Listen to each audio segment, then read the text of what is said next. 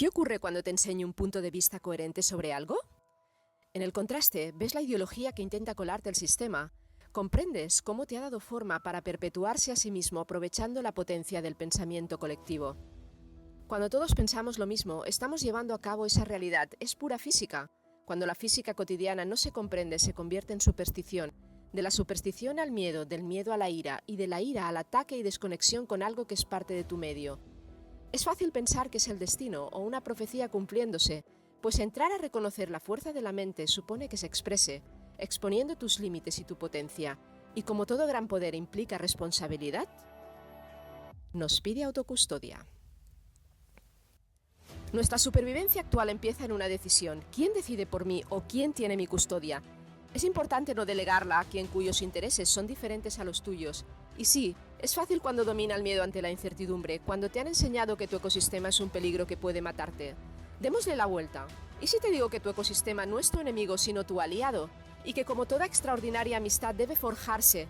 Es así como hemos construido nuestra inmunidad a pulso simbiótico con la vida, posicionándonos entre ella como seres complejos.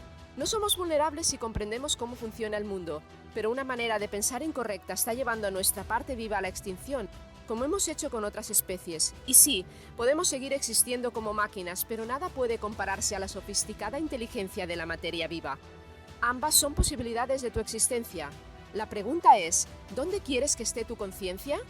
A lo largo de la historia, las religiones han metido al cielo y al infierno como lugares a donde uno va, y son estados de conciencia.